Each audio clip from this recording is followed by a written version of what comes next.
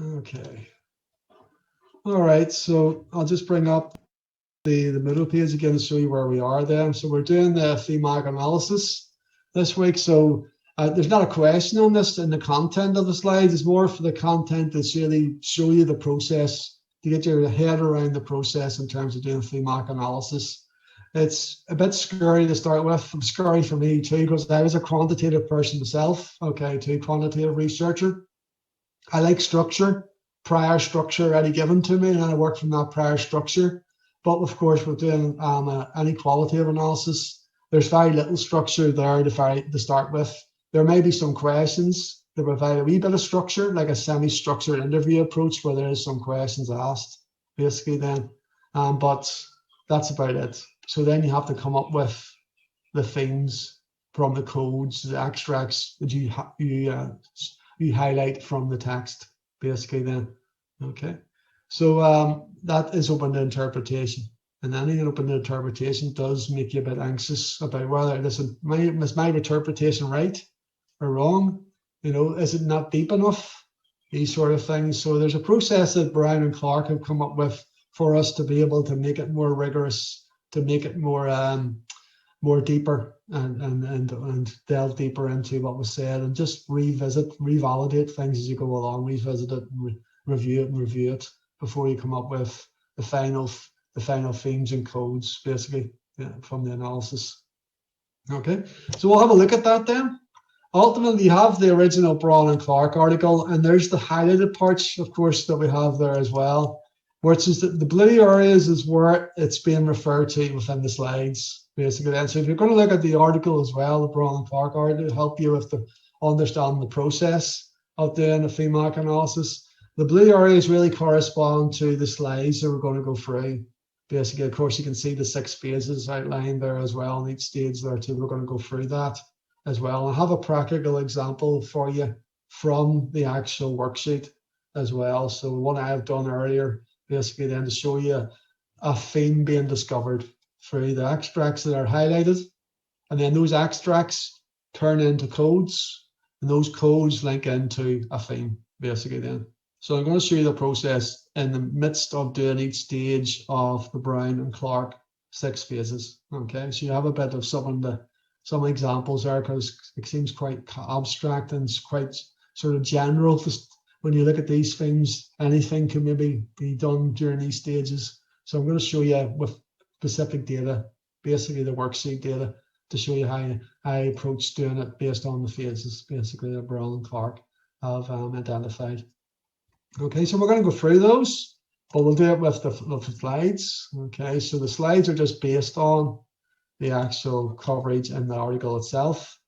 Okay, so as I say, I've highlighted some bits within this to help in terms of just sort of summarizing things as well as we go along, to help us focus. So I'm just I may draw other things as we go along here, but we'll work through it.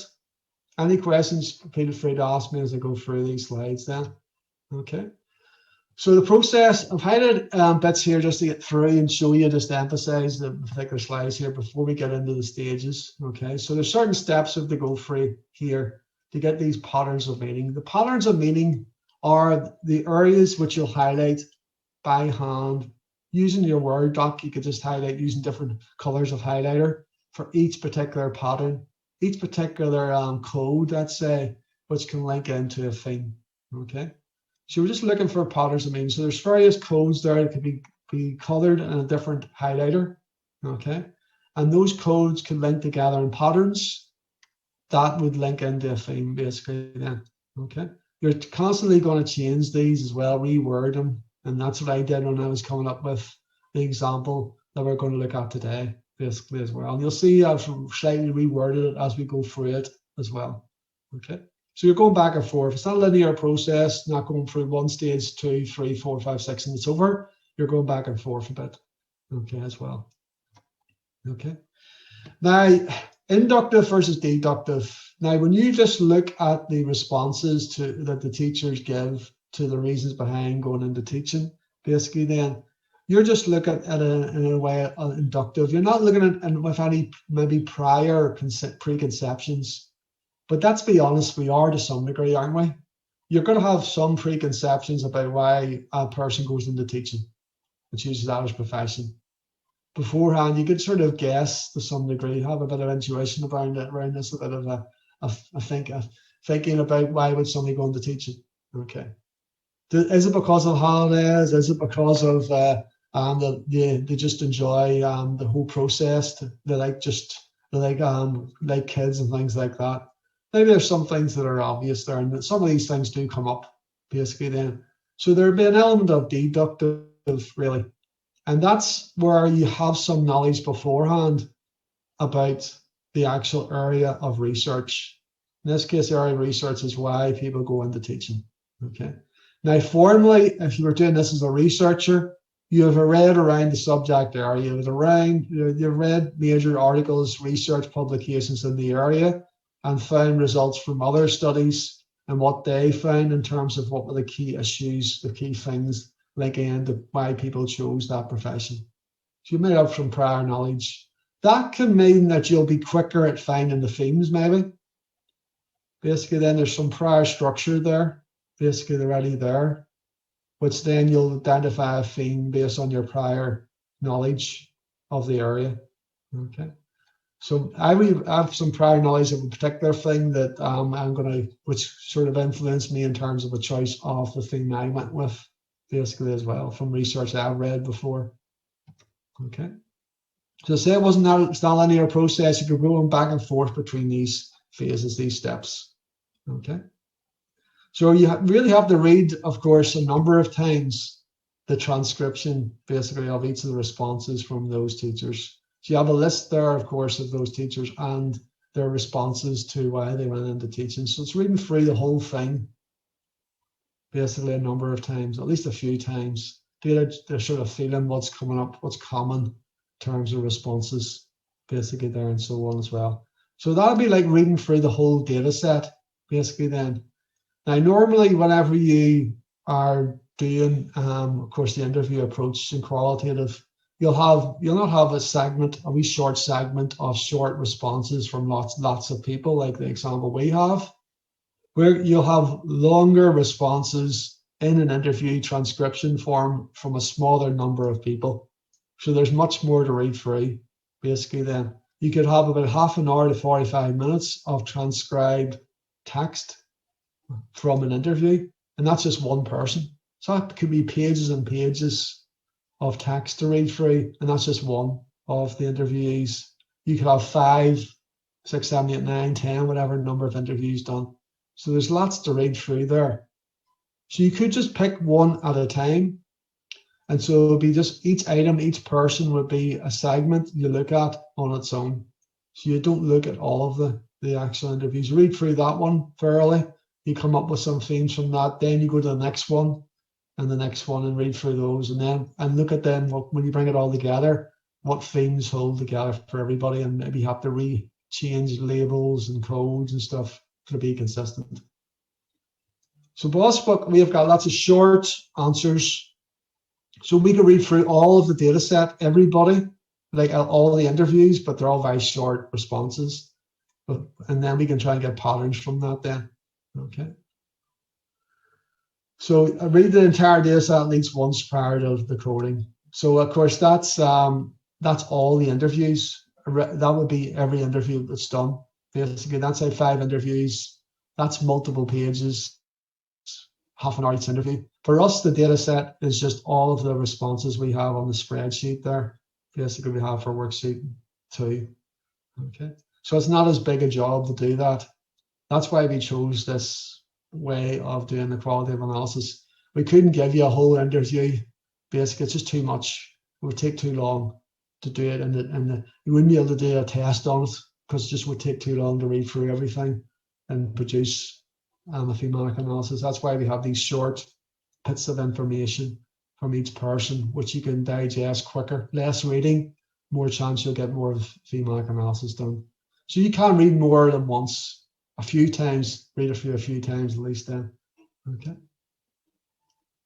So it is time consuming. It is like reading through this a number of times, basically then. If you want a quick solution, there isn't qualitative analysis in terms of that. You have to really read through and digest the information, take notes as you go along in the margins basically there. And there's margins provided in the actual worksheet itself. Okay. Okay, obviously we've missed out the first stage. This is already transcribed. The data you have for your worksheet too, it's already transcribed. Okay, so it's already been transcribed from verbal data to text data. So that's a step that's missed out. Obviously, you've got the data already there, the transcribed data. Okay. But of course, when you did that, when you do the transcription, you do get more familiar with the actual interview because you're listening and typing out the responses. So in a way, you are reading it, obviously, because you have to listen very intently and type down every word the person said. So in a way, it is a preparation stage when you transcribe because you're actually listening to the full interview. You have to transcribe it, basically then. So you will pick up some information that way, some understanding as you do that too. Okay. Okay. So then you're going to create these initial codes. Okay, so I've just highlighted there as well in the data extract. The data extract is actually word for word what the person said. So it's just a part of the interview. Sentences are just a short phrase that's been selected from the data, which has then led to a code being provided for that information then. Okay, so see there, the first one that talked about the partner, we have thought about it. So the we is the partner then, them and their partner. Okay, so that's where I see where they've got that extract from, that extract linking to that code. And then the word bothered about too much like hard work, hassle. So they've translated to too much hassle to change their name. Okay, to change the name. Okay, so the second part there. Okay, so they've read a bit more into this. Okay, then it's there. Okay, only a bit more. You could say that too much hassle to change name is just couldn't be bothered. It's very semantic, very straightforward. Basically, then it's not too deep, that interpretation. So they're organizing in the meaning of meaningful groups and so on. They've taken an extract and they've analyzed that for codes, basically then. And these are initial codes, basically. They can be still changed, relabeled, shortened, make them more punchier. Towards the end, you'll make the label more punchier, something that stands out and is shorter. Try to stay away from sentences as codes. Basically, then you need a couple of words, a few words, maybe at the most. It gives a bit more punch and a bit more. It's nice to show illustratively with a map, a diagram as well. Then, okay. And there could be broader themes to start with, and then they could be merged or split out the themes as well from these. Okay. So is it data driven? So data driven is inductive. Basically then inductive, where you're just looking at the responses with no preconceptions and you're just highlighting as you go the different extracts from the interview, and you're giving a code to it with no prior thinking there that's led you to highlight that because of some sort of theory, some sort of research you've discovered that's talked about that in the past. So you're going with that with open eyes, no blinkers, no specific things to look for. Or theory driven is there is prior research done, there's prior things that have been identified as key issues, and you found one when you've looked at the data. So it's theory driven, and you've got prior knowledge, theoretical knowledge that's been applied to where you've discovered in the extract and highlighted that extract and given the code for it. Okay. Okay. Coding all of the data set are only an aspect of the data, basically, as well. Now, the data sets, we have all the responses from our sample of teachers. Basically, that's a whole data set then. I sort of done an aspect to some degree, I think, with my example, because I've only picked out one thing, basically then. Okay, so centered on that. Obviously, of course, you're going to have more codes that could link into more themes, but I started cutting on to a certain theme when I started looking at codes. So I only looked for those codes, those type of bits of extracts from the interview, which could link into a theme. So I was looking at an aspect really to quicken up the process for me to get one thing, the whole process being shown of choosing data extracts, highlighting text, coding it, and then putting those codes to a theme. So I sort of went for an aspect of it. I don't look at everything. I read it through, but then I centered on a couple of things, and then I looked for a theme from that. Okay.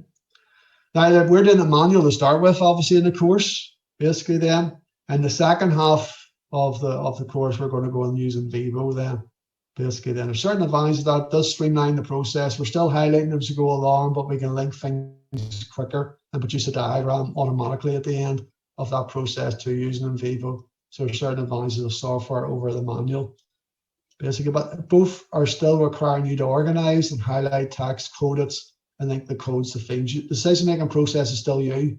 There's nothing really automatic about doing things in vivo. It doesn't circumvent the process. You still have to think and choose the things yourself, basically then label things yourself.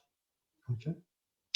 So be systematic. Basically, that's a given, really. It's this rigorous process that Brown and Clark have tried to come up with here with the 6 phases. So follow those then each step as closely as possible. Okay. So you can be writing codes as you go along, short labels for bits of the text that you highlight, basically then. Okay. In the old days, when you have paper and pencil, you could just put a post-it note in certain parts of the pages and pages of your interview, and you can put post-it notes at the side and so on, and things like that. So you know where bits relate to particular codes and things. Okay. Of course, we're doing this electronically. Ultimately, you're going to do it electronically for the test as well. So it's highlighter, colors a highlighter in the text using Microsoft Word.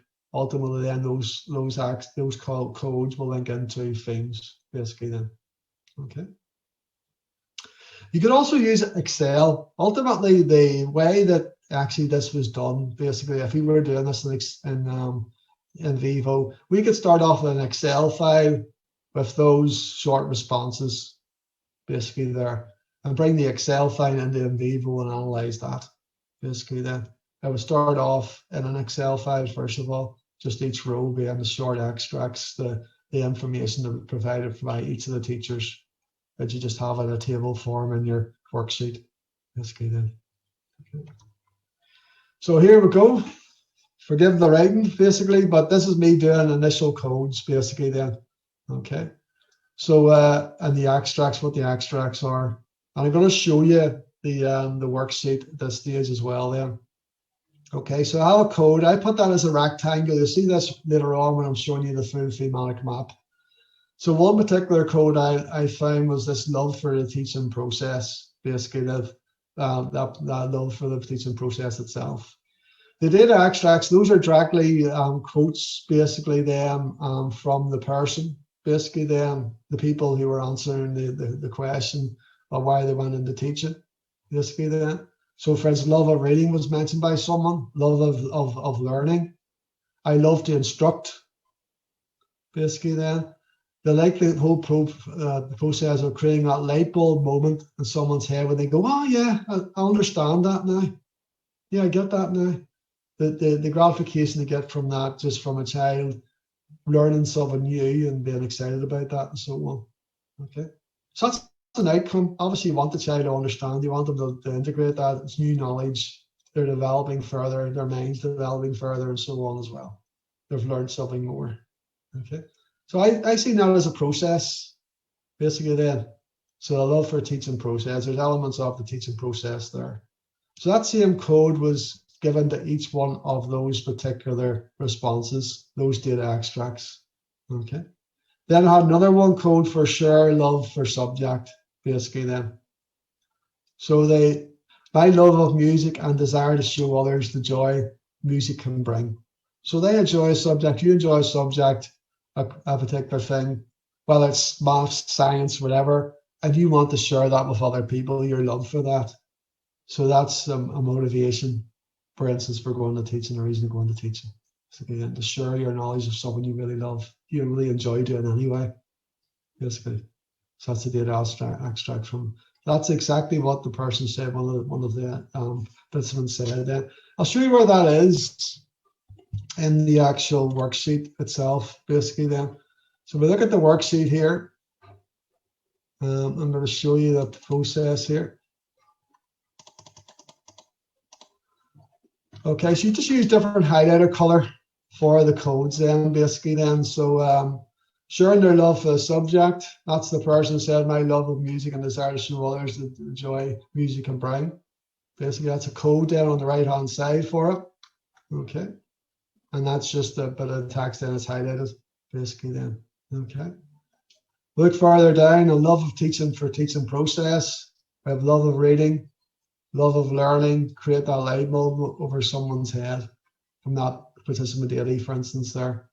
I love to instruct, same about the love for teaching process. So there's a number of things there then that I recognize as this process then. Okay. Now you might have, I could have initially highlighted those and given those a different label, but then you could have then grouped that in the overall label, like love for teaching process. So you have to, those stages could have been done separately, like instruction, the actual, the love of reading, the love of learning. They could have been separate codes. But then I realized, oh, well, they're all part of the process of learning, aren't they, and teaching? So put them together, basically. Then, so you, yep. Sorry. So once you have your kind of codes picked out, would I be right or wrong in saying that it would be a process of elimination then, when you're trying to kind of look for certain words to kind of attach to your coding? Yeah, you can meld things together. You can get rid of things. You can highlight things you think is not useful after all. It's a process of just revisiting, and so this could be still a work in progress. Like, this is what I've come up with, and I haven't done a hugely thorough job on this really. This is just one set of codes and a theme that's going to come from this, basically then. So it still could be reworked. And it is subjective, the element, to some degree. You could have looked at those and given another label to them, or separated them out and put them in another theme, basically, as well. Just as what I've seen based on my reading of it, and just my initial thoughts in terms of what the codes would be and what ultimately the theme could be, basically then. The theme I came up with is more a deductive one, because I had it in the mind anyway, because it's something I've done research on in the past, basically then, so I could label it that way and then search for it. So I'm starting off the top end with the theme, and I'm getting the codes from it, really. And so I know those codes will link into that theme. But you could just look at the codes and then you'll just put them together and go, I think that's a theme then. So you don't do it from top down, you do it from bottom up. That's data driven, basically inductive, data driven. You just look at and highlight the codes and give labels to them. Basically, you can have loads of different colors there, basically, for all the different codes. And then eventually you'll get some themes from that, basically then. Okay. So that's just that initial process. And of course, that's word for word. So these are the quotes as well. Ultimately, in the test, you'll have to put at least one quote per theme. So there's a number of quotes, I think, as well. That create that light bulb over someone's head is a good quote, for instance, to include for the sharing one, the sharing code. So I did that to start with. Okay, so this is initial codes. Basically, then I slightly changed the labels later, because remember, this is the early stages of doing the Braun and Clark approach then. Okay. So we'll have that. And that's why I have them in quotations, because they're quotations as well, but they're extracts. There's directly highlighted parts of what the person said, of what the people said. Okay. So you code for as many themes or patterns as possible. So I've only just really done a couple of codes and linked it into one theme so far. So there's obviously a lot more in there, basically then. And at the end, I do a tentative extra theme as well to show you there's another one out there as well. For instance, you can link it even to the one I found too as well. So it's a work in progress. Okay. So you can do this many times, this labeling process, as you said there. Okay. So we're searching for themes then, sorting the codes into potential themes. These candidate themes, and I've come up with a candidate theme at this stage, which I'll sort of hone and change slightly when we get to the last stages then, 5 and 6. Okay then. Okay. So these codes are combined to create these broader themes. Okay. So I think my theme's pretty broad. Not too. You don't want to be too broad. It's open to interpretation, really. And I'm producing a mind map next to show you that. Okay. It's just all those circles and arrows, just like the example we have in your Braun and Clark article we have in the slides coming up here as well. Okay. So there is this codes and themes and overarching themes as well. I have an overarching theme at the end to show you what an overarching theme is. Okay, at the end too. Okay. And of course, you might, as I said, we might just remove some codes altogether because you don't find it's not relevant after all. I don't think that works with the theme. So you take it out. You need at least 2 codes per theme. And that's what I have at the moment, just a minimum of 2 codes, really, to make it really justify it. You know, that's where we'll cut off at 2 codes per theme. Preferably more than that, but that's all I could find with the one I was looking at. Remember, I was really looking at an aspect of the whole data set.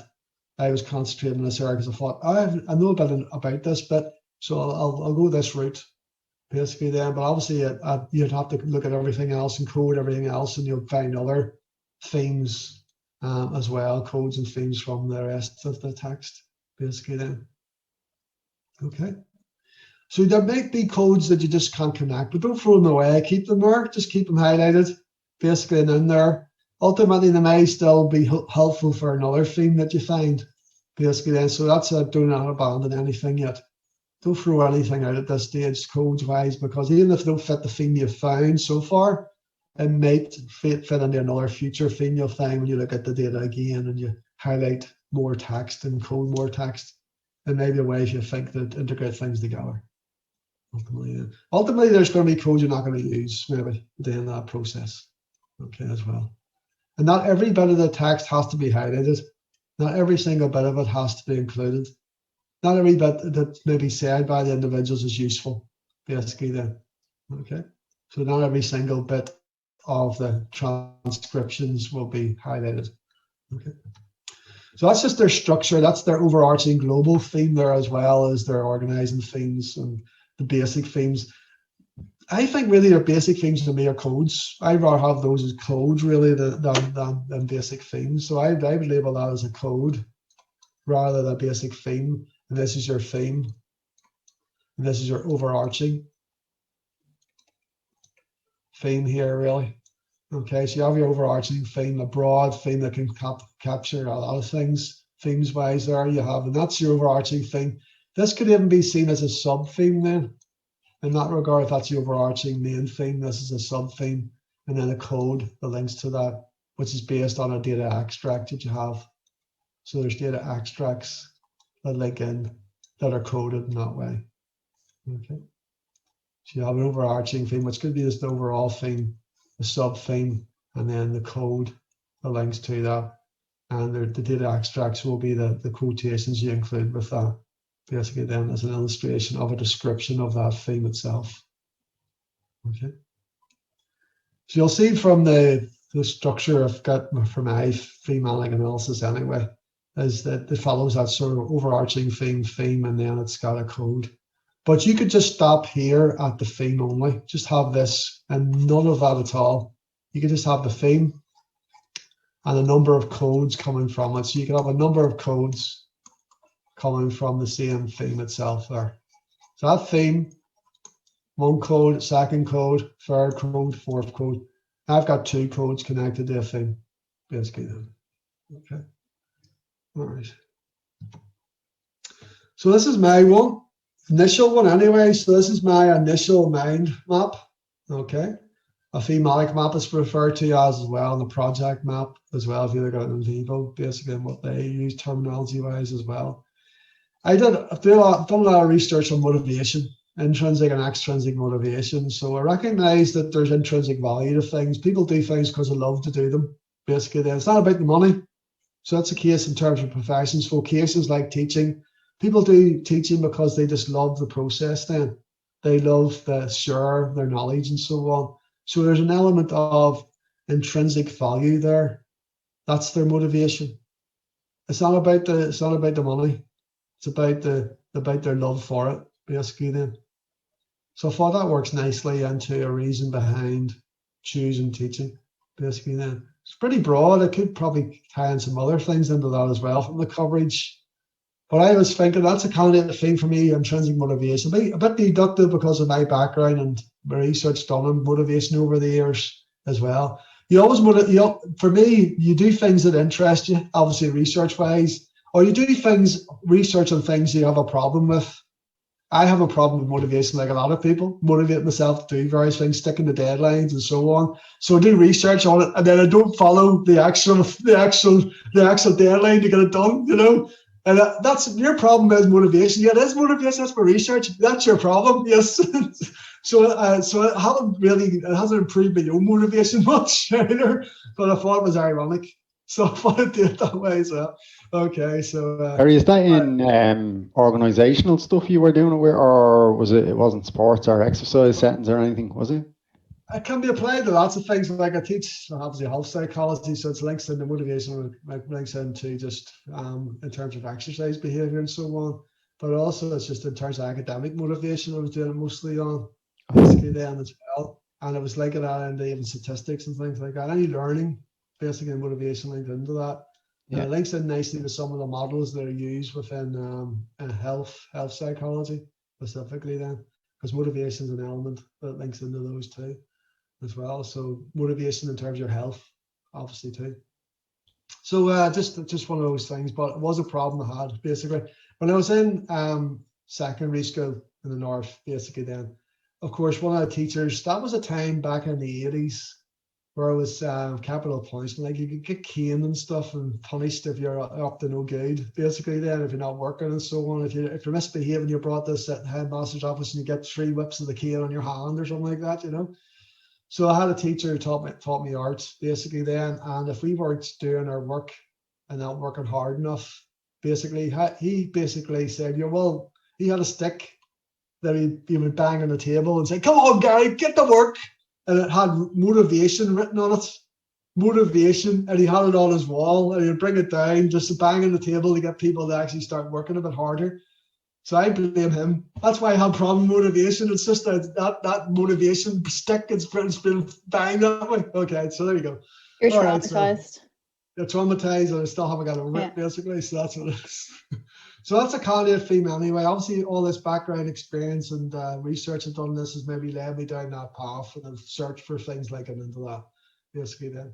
So I have the 2 codes you see there at the bottom. Then you've got your love for teaching them, basically, the process, and you've got the share love for subject, all intrinsic value things, basically, and the codes are linked into that.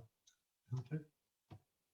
Review these things and refine them then, basically. So your candidate themes are developed, you start to refine them, basically. And is there support for them? There is research support from intrinsic motivation. So there is some background research. I know there's enough there for the literature review. For instance, when we're writing this article then, based on these interviews with these teachers then, that I have some research to fall back on for that as well. Okay, too. Candidate collapsed into each other. We can see later on how I developed those, how we developed that candidate theme basically as well, and how maybe we integrate some other elements of motivation into this too. Okay. Has it got internal homogeneity? Codes linked together. So are they strong enoughly linked together? That sharing of knowledge and the process of teaching. So loving the process of teaching, reading, learning, they do all that themselves, even when they're before they even teach and instructing them that process. Is that linked nicely to sharing knowledge, enjoying sharing knowledge and getting that light bulb moment from the pupils as well? I think it does have internal homogeneity. It does link together those 2 codes. Are they distinct from other codes? Well, I haven't done enough yet to find out. There's other codes I'll discover as I do the analysis more and other themes. Ultimately, then that theme may overlap. It may also include more codes if you develop it more, but I've only looked at an aspect of the interviews, the responses there. So it could still be pretty distinct, but other codes you discover may overlap to some degree with them. Like there's lots of stuff to do with making the difference with kids, like making a difference. That is probably intrinsic really too, making a difference in life for people as well. So that's also something that's a reward in itself rather than a monetary, physical money reward or anything like that. So making a difference might come in there somewhere as well, because it's mentioned about in the actual responses. Okay, as well. So I think they can be linked together meaningfully at the minute, the codes there, basically then. And hopefully there's distinctive themes from this. It's not just going to be motivation, it's going to be other things as well. So it's a work in progress there. some review and refine those, basically then. Okay. So we're going to review these coded data extracts, reread them, basically then. We're going to see whether we've got a coherent pattern and that candidate theme, does that still hold up, basically then? Okay. Or is it problematic? Maybe I'm just too obsessed about that big motivation stick and it's taken over my life still again, and that's why I shouldn't be looking at Gary. It's that motivation stick hit me again. It's nothing to do with motivation, Gary. Nothing to do with it. Basically, you're just working that in, so you have to revisit that and see if you're just seeing that as that's real or not, and what you've highlighted from the responses from the teachers, basically then. And then you can sketch out basically your thematic map, basically then. Okay. Then you do that for the rest of the data set. Well, ultimately, you're going to do that. You're doing that anyway because they're only short snippets of information, basically then. So it's not a huge amount to read through. But if in reality, if you were doing this with more interviews and you just looked at one interview, you'd have to look at the rest of the interviews as well, obviously. And then one interview could be pages and pages of text. It could be half an hour, 45 minutes an interview. So there's a lot to read through there. And then you come up with some thematic structure from that, some codes and themes. Ultimately, you're going to have to visit all the rest of the interviews and then develop those from what you find from the other interviews. But we're not really doing that. We've got one big long set, just one short burst of information from a number of teachers. We can do all that in one go. So really, we've already started planning that the whole data set. We're already in stage 2 when we're doing this. Basically then, do you know what I mean? And we're looking at everything, all the extracts, all of the responses from all the teachers, basically then, from that sample. Okay. So we reread, check them, and recode if need be. But there's a certain stage where if you're recoding and the word is slightly different, the label is slightly different, but it means exactly the same thing, then you could just stick with one earlier version. So you may just be it may only be a subtle change. If it's only a very subtle change in the wording, then you've probably reached the point where you don't need to do any more, basically then. Okay. So you define these themes and name these themes then, basically then. Okay. So you highlight the extracts, also an interest, and then you actually then describe the theme. I've given a description of the theme I have found, which incorporates the data extracts. They're the quotes really from the individuals that link into that theme, basically then. Okay. So I've done a sort of short story, a paragraph really on the theme, basically, and described it, basically then. Okay, so this is my writing here. Okay, definition of the theme: intrinsic motivation. Teaching chosen as a profession, as it is internally rewarding for the person, as they have a love for teaching process, and in brackets, reading, learning, and instructing, and sharing their love of the subject they enjoy. Basically, then. So it's not too deep, and I'd say not too much information there in terms of a definition of the theme. Ultimately, it's sort of along those lines you'll do for this worksheet and ultimately for the test. So you're having like a paragraph, a couple of sentences, a few sentences on description, which will incorporate some quotes from the actual some data extracts that link into the codes that basically then are used there, basically then. Okay. So these are the codes. There'll ultimately be some quotes you include as well. Okay, but for your worksheet, the quotes are not included. Ultimately, in the test, they are. There's no other column you can put in the quotes. Okay, all right. So that's intrinsic motivation, just a description. It has the two codes that link into it and incorporate within the sentences. Okay, all right. Does it have sub themes? Is there maybe an overarching theme above this? Basically, then, is there a way for to connect that? Open it, widen it out a bit more, for instance. Make it punchier as well, the labels. Seems a wee bit unwieldy, the sort of love for teaching process, sharing their love of a subject for a subject. There are phrases there's multiple words. Can you get that down to a couple of words, a few words? Basically then, those two underlined codes. So I came up with then sub-themes was intrinsic, and I've got extrinsic there because intrinsic and extrinsic go together. There can be external rewards as well. That's what the perks of teaching, like for instance, flexibility in their working hours. Maybe it's the only option to have. They can't actually get a job as a scientist, so they teach science. Okay, sort of things like that. Okay, you'll see that coming through in some other responses that some of the teachers make as well. They can't do the job itself. The next best thing is to teach about that particular profession, that particular job itself. Okay, so they can't be a scientist, teach science, basically then. Okay, they can't be a mathematician, talk about maths, teach maths. Yeah. Okay. So that's the extrinsic being added in. I've just got teaching process in there, so I've made it punchier. Sort of not the love of teaching process, is teaching process. It's an intrinsic value to people. Sharing their knowledge, sharing intrinsic value. And then the rewards is the top end there, the big, broad, overarching thing, overall thing. It's either going to be intrinsic rewards, basically, some that's for them, that makes them happy. It's not about the money, it's not about external things, it's internal. External, extrinsic, it's all about flexibility, because then they can look after their kids more, they can have more time over the summer for things, or it's the only option. Of course, they can't get a job as a scientist, so they'll be teaching science, basically, for instance. Okay. So Would you have instances, Gary, where it's both? Like you're doing it because you love it, but it's a job, so there's an extrinsic reward in terms of finance? Yeah, there probably will be a mix of both. Yeah, there'll be a mix of both, and there'll be it's a bit of a continuum thing as well. How extrinsic or intrinsic as anything a person does, what values are there? There's going to be an element of there is things that they will enjoy and they're passionate about the job, but also the holidays too. So that's just there's going to be a balance of those things. But it's what is the most important? Is it the intrinsic or the extrinsic? Will make it more. You could see someone who's more passionate about someone, because they got more intrinsic value from it and an extrinsic value. They like the money, that they still want to be paid. They're not going to do it for free, but they enjoy it, the whole process itself. Basically, then that keeps them going, and that's translated into enthusiasm for the job and stuff.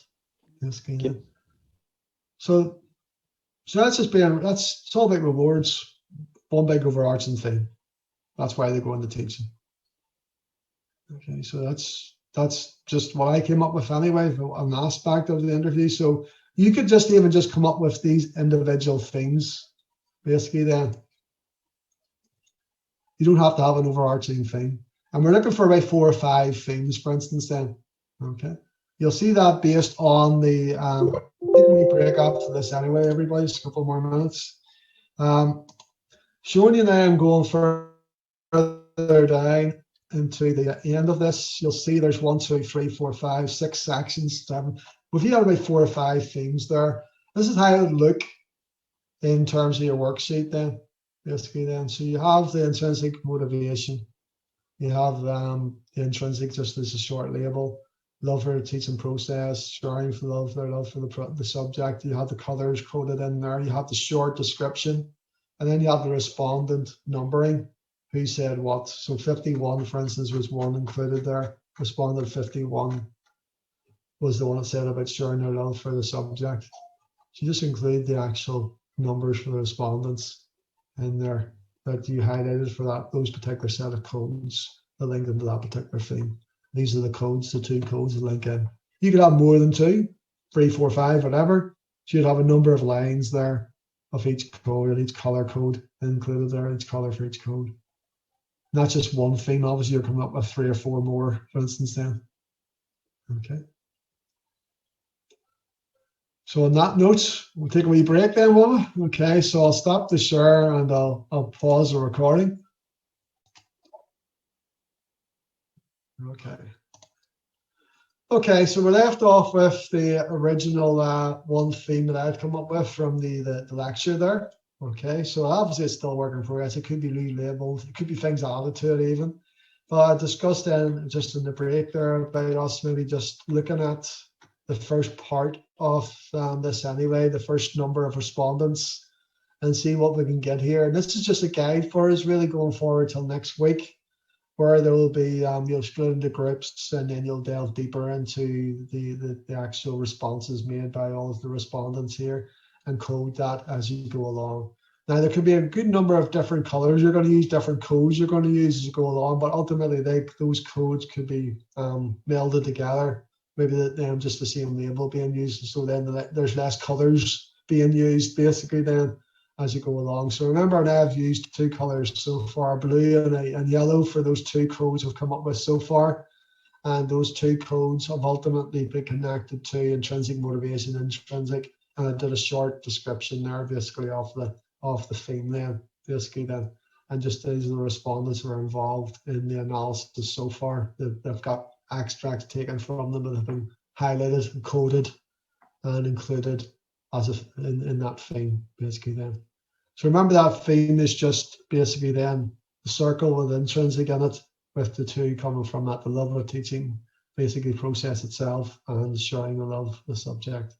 It's shown that in the last slide there, just basically. So the bit we look at here, the intrinsic with teaching, process, and sharing, is just a graphic representation of that one theme we've got so far, really. So intrinsic with teaching, process, and sharing. Okay. So we'll have a look back then at this transcriptions here of the responses to that question: what major factors led you into teaching for these individuals, these teachers, basically then. So how about we read through this?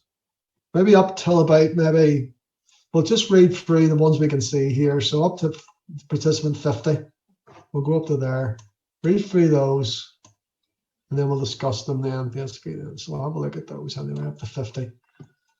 And then we'll start highlighting and coding. Obviously, you look for everything normally, and then you scroll up and down for everything. But we'll just keep it to the 50. We can see they're up to respondent 50.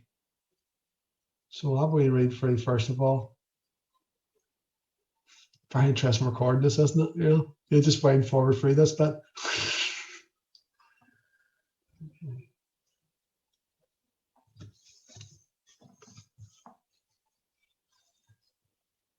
So it'll take 5 minutes to do that then. So I'll come back to you in 5 minutes after you've read through this a bit.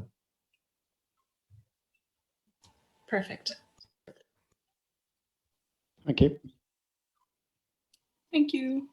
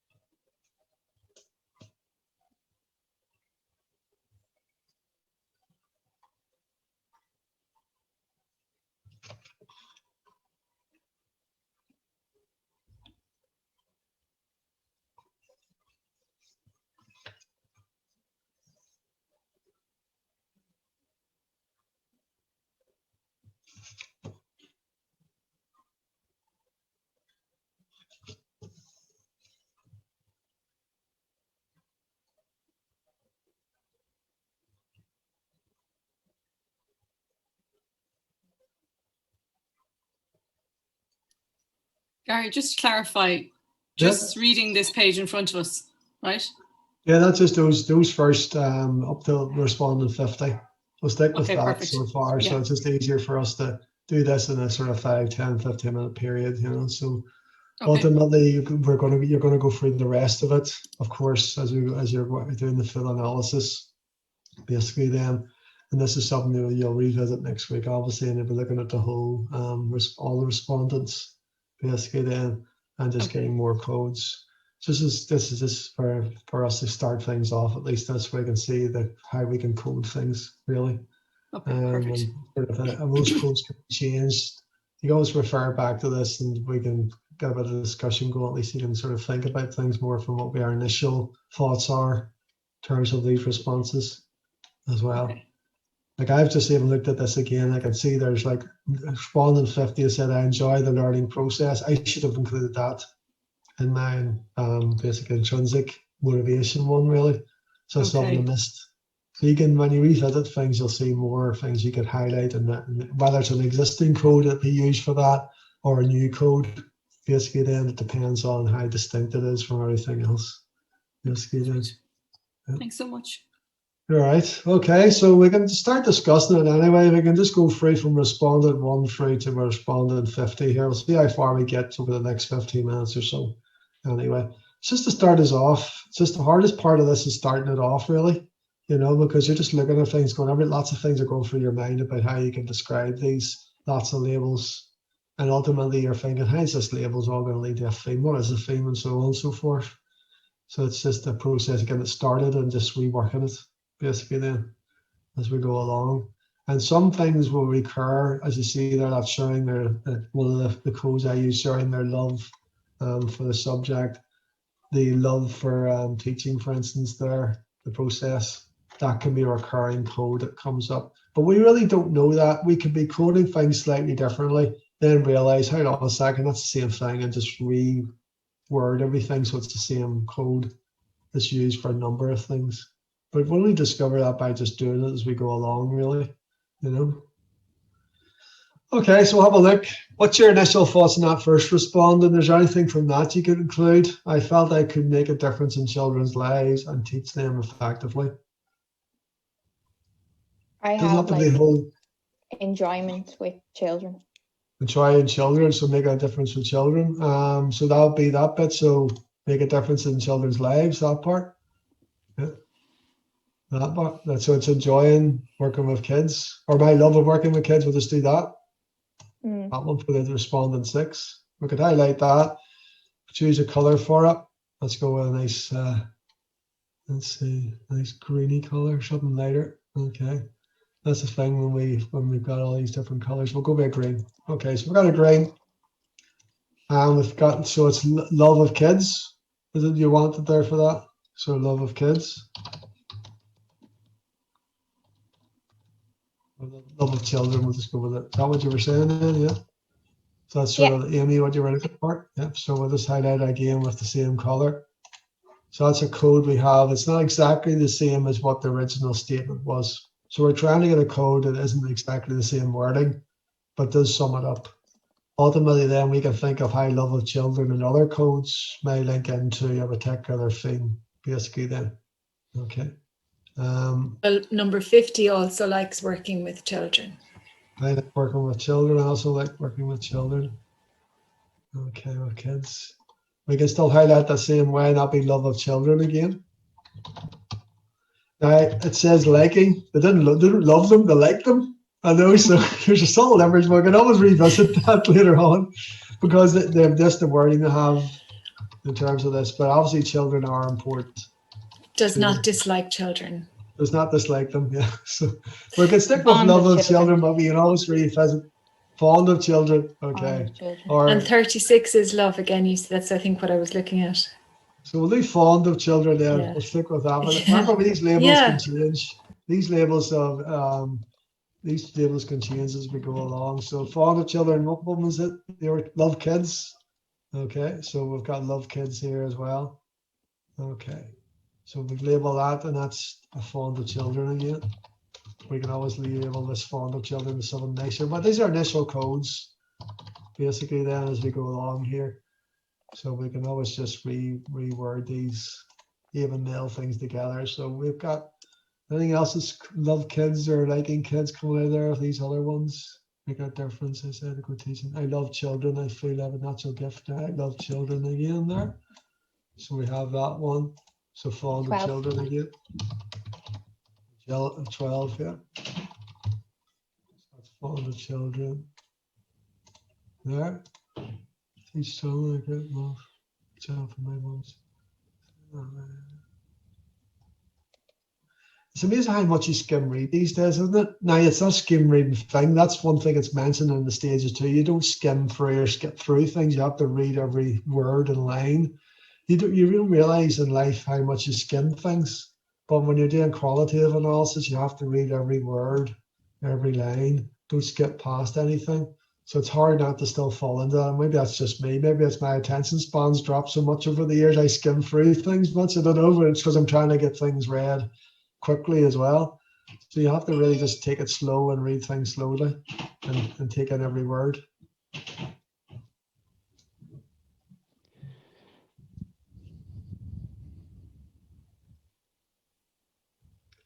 So that looks like we've got the fond of children. That's been done basically so far. Any other codes you can come up with now for anything else?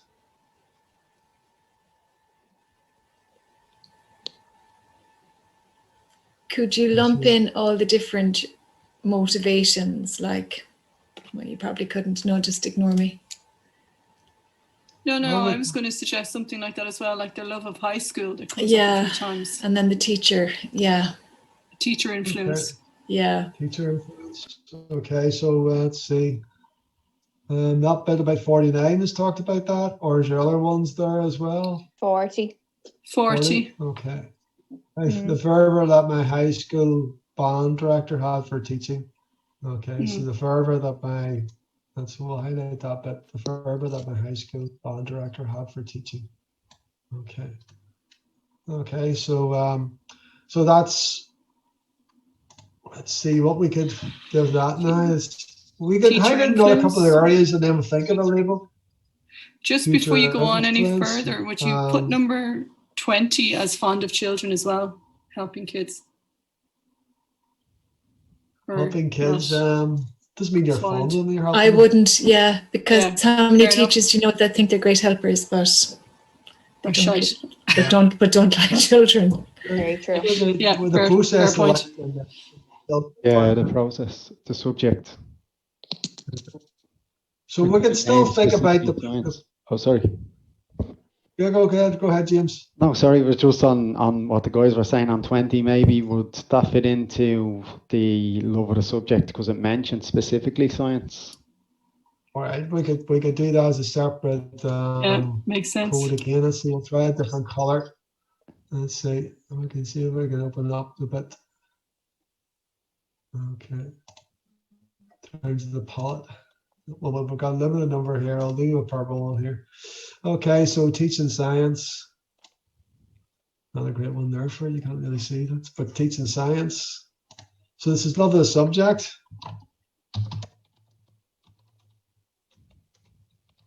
A lot of love going around here all the time for this. So we'll have to come up with something apart from love. I love. We have to change that a wee bit, I suppose. So love of the subject. Passion for the subject, yeah. For passion for subject, yeah, that'll work. Yeah, passion works. Passion works. We can change the color of the full text here. Make that white so we can see that. Make that white as well so you can see that. So you tricks you can have so you can see that as you go along here. So that's passion for subject. So there's other subjects mentioned, but I think they're further down right now. There'll be any other coaching there as well. If you've got coaching,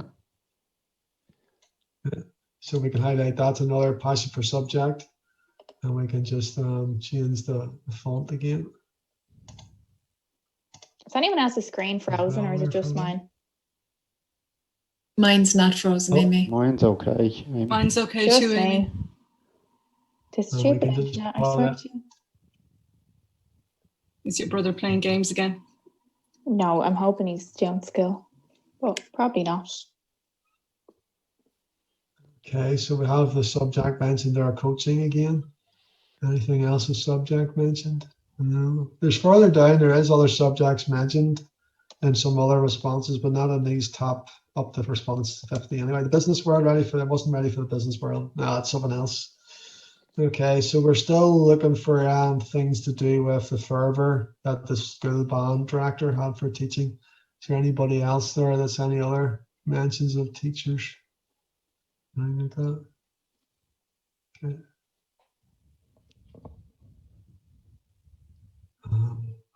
What would you call that? Because there's something that comes up, the fervour one about the high school.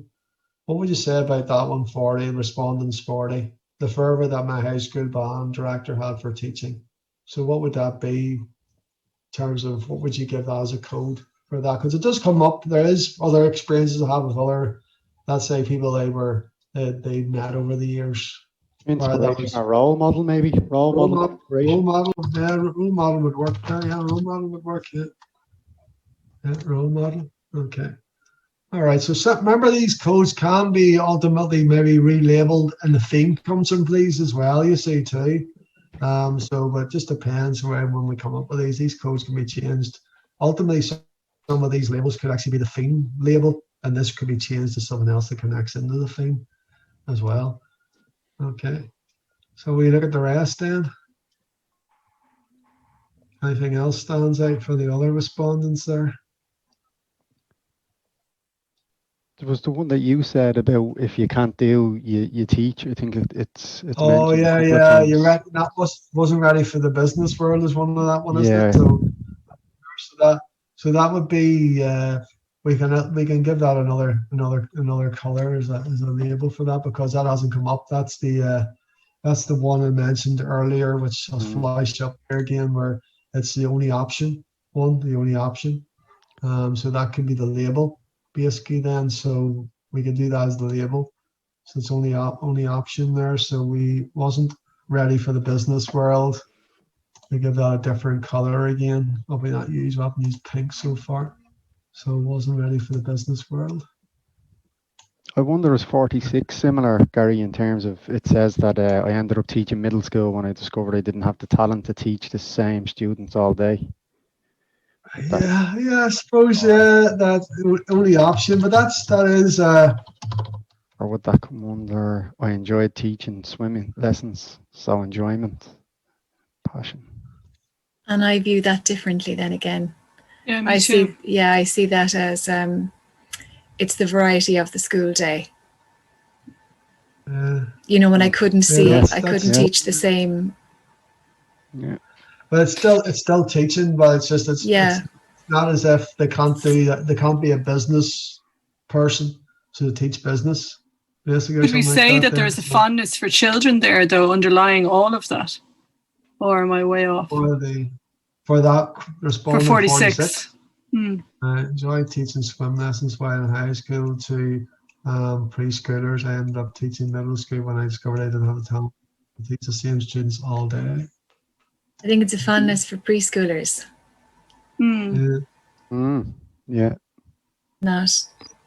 Yeah, because otherwise you're taking an assumption out of it, and you can't be doing that.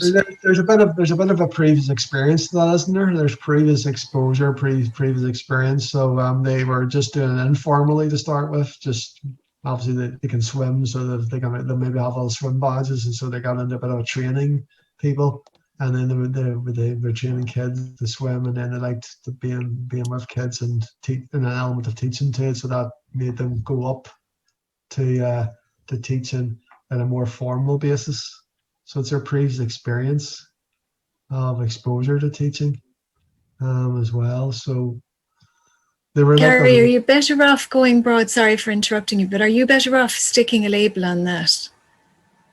Yeah, you're better off. Label, are you better off actually trying to get something for everyone and then whittling them down rather than ignoring and moving on? Yeah, you can do it that way, and I just, if you're really struggling with some of them and you can't come up with a code, just move on to the next, and as you go through Grand. them. Okay. And you're always going to go back up and down, and things are going Fine. to reoccur. And you might then see somebody else said something which broadens it out a wee bit, so you try and change the label a wee bit, and so on too. Like, and I enjoyed swimming lessons, that sort of stuff there. That's previous experience. We could have that as a separate one. Previous experience seems a bit broad at this stage, but that might be something that could be revisited. So we enjoyed teaching swim lessons while in high school to preschoolers, basically then. So that's previous experience of teaching or something like that, just previous experience we could have. Previous teaching experience.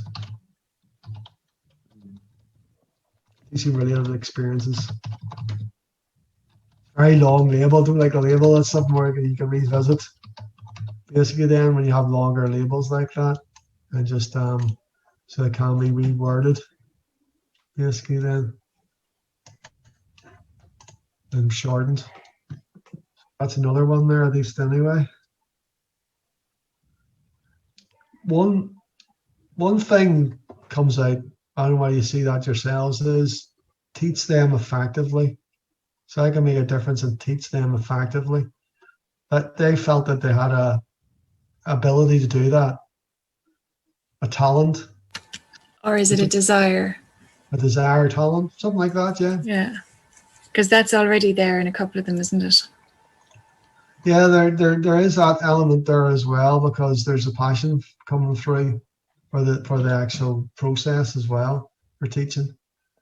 I think it's like if you pick someone you think you're good at, you think they'd be good at, basically then.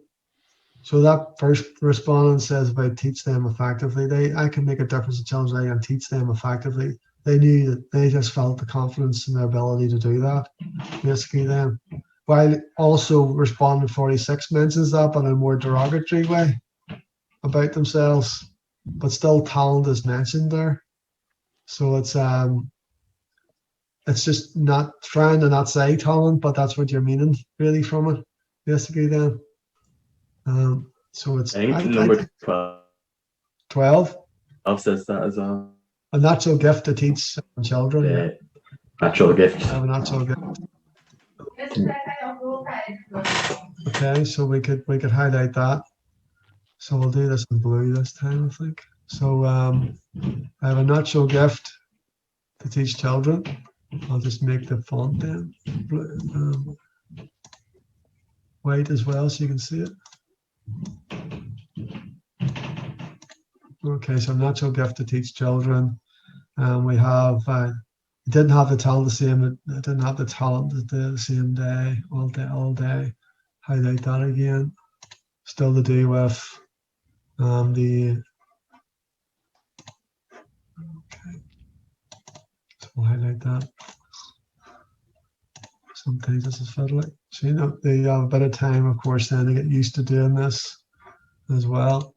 And the other one was teach them effectively.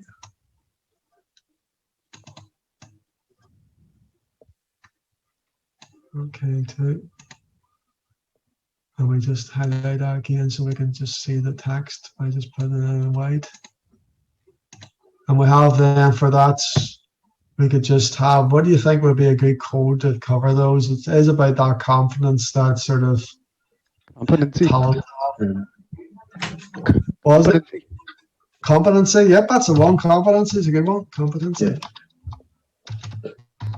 See how it's good to have a group of people. So you're lost with words. There's always somebody there. The law of averages is somebody will come up with a good word. You know, that's a problem. So yeah, comedy is a good one. That's something that was in there in the background somewhere. It wasn't in my brain anyway. So it wasn't. No, I was going to go with cockiness, but obviously that's the wrong direction. Competency has an element of formality to it, which is nice. Yeah. So we have as well. So we've got competency. And put it in there as well. So, and we have it down here as well for the last person here. For the 46. Yeah, we're getting there, aren't we? We're doing well. So it's 5-2 now anyway. So we've got it done so far. I'll save this anyway. You can always we can always use this as a starting point, and I'll put this up on the middle page as well. Okay, too. And obviously you can change things within your groups next week as well and re-label this. So the groups could have divergent opinions of what these labels turn into and what the themes are ultimately from these basically then as well. But at least it started us off. And obviously we're going to be looking at the rest of the responses too at that stage too. But you see, get the idea basically then. So we started off. That wasn't too bad actually, was it? Wasn't that difficult? I think I'll stop the share then, and we'll stop the recording.